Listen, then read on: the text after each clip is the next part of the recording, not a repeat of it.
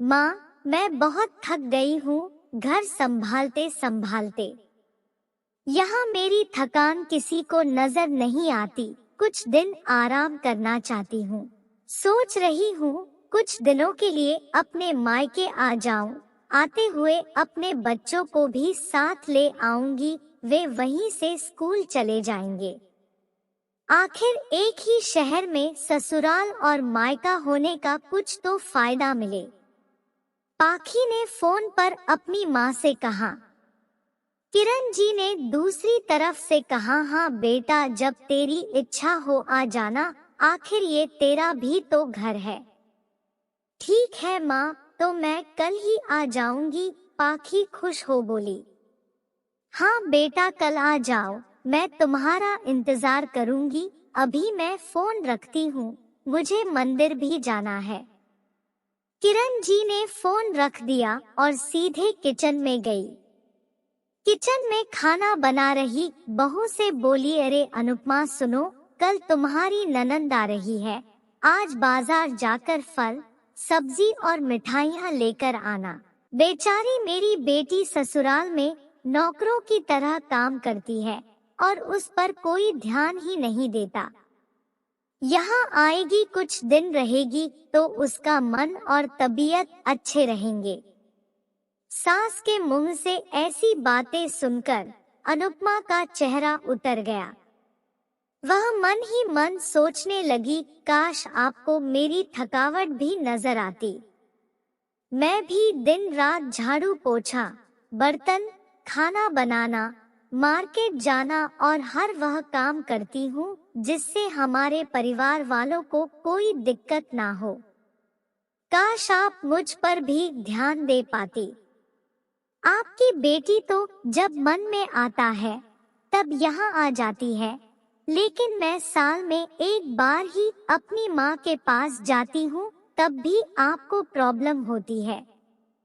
मैं भी इंसान हूँ, मेरा भी मन है, मुझे भी लगता है अपने माँ के पास जाकर थोड़ा आराम करूँ, सुख दुख की दो चार बातें करूँ, अपना मन हल्का करूँ। भगवान, अब तुम ही कुछ करो ताकि मेरी सांस की आंखें खुले और उसे मेरी थकावट भी नजर आए। शाम तक भगवान ने जैसे अनुपमा की सुन ली और उसकी ननंद का फोन आया। ननंद ने अपनी माँ से कहा कि उसकी सास ने उसे मायके आने के लिए मना कर दिया है, इसलिए इस बार वो नहीं आ सकती। किरण जी बोली, ऐसे कैसे मना कर दिया?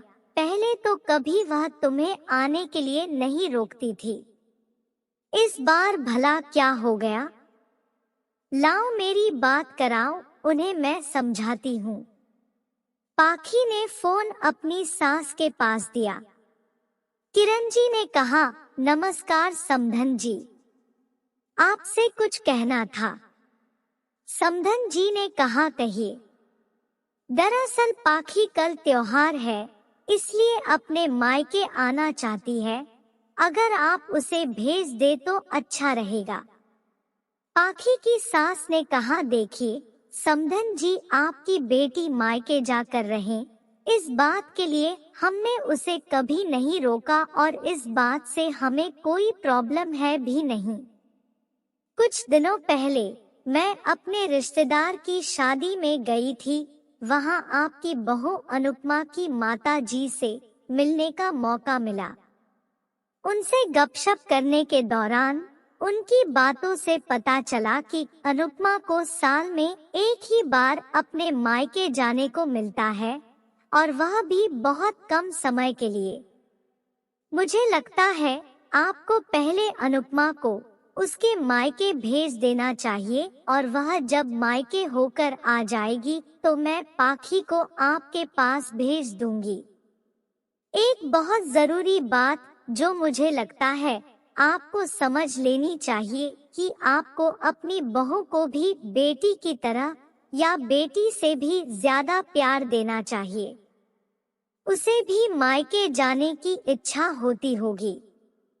हो सकता है पाखी के वहां आने से उसकी आव भगत करने के लिए आप उसे उसके मायके नहीं भेजती होंगी, या फिर वह आपसे कुछ कहने से अभी डरती हो।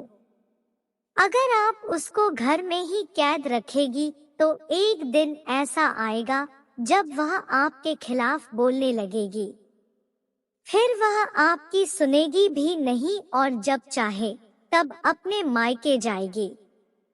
ऐसी परिस्थिति आए इससे अच्छा है कि आप ही कुछ बदलाव अमल में ले आए, जिससे आपका रिश्ता और रिश्ते की मिठास खराब ना हो।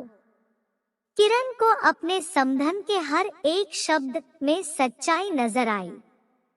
उन्हें महसूस हुआ कि उन्होंने अपनी बेटी के प्यार में अंधे होकर कभी भी अपनी बहू के मन का विचार नहीं किया। उन्होंने हमेशा ही अपनी बेटी को अपने बहू से ऊपर रखा। दूसरी तरफ पाखी भी अपनी भाभी के बारे में हो रही इस बातचीत को सुन रही थी। उसने भी रियलाइज किया कि वह कभी भी अपनी भाभी के साथ ठीक से बात नहीं करती और जब जब वह अपने मायके जाती है तो भाभी थोड़ी उदास रहती है। किरण जी ने अपनी बहू को बुलाया और उसे कहा कि अनुपमा कुछ दिनों के लिए पाखी नहीं आने वाली है, इसलिए पहले तुम अपने मायके होकर आओ। यह सुनते ही अनुपमा का चेहरा खिल गया, क्योंकि यह पहली बार था जब उसकी सास ने सामने से उसे अपने मायके जाने के लिए कहा था। अगले दिन अनुपमा अपने मायके गई और इस बार एक दो दिन नहीं पूरे हफ्ते भर रहकर आई। अपने माँ बाप से, अपने रिश्तेदारों से मिलकर आई और जब वह लौटकर आई तो उसका चेहरा खिला हुआ था, उसकी आंखें चमक रही थी। अनुपमा के आने के बाद पाखी भी अपने मायके आई और इस बार वो खुद सामने से अपनी भाभी से खुशी खुशी मिली और अच्छे से बात की। पाखी ने अपनी माँ से बात करके उन्हें भी अच्छे से समझने में मदद की कि वह कहीं ना कहीं अनुपमा के साथ गलत व्यवहार कर रहे थे। दूसरी तरफ अनुपमा अपने ससुराल वालों के बदले रवैया से बहुत खुश थी।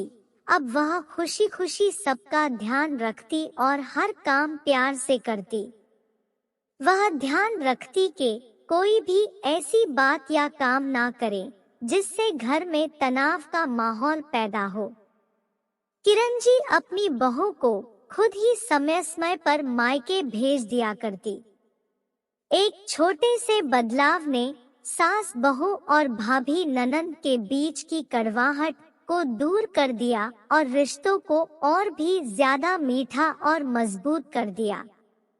तो दोस्तों, कैसी लगी आपको हमारी आज की कहानी? आप अपने अनुभव हमारे साथ साझा करें और भविष्य में आप किस विषय पर वीडियो चाहते हैं हमें कमेंट में बताएं और लाइक करें, शेयर करें और अगर चैनल पर नए हो तो सब्सक्राइब करें। आप सभी का धन्यवाद।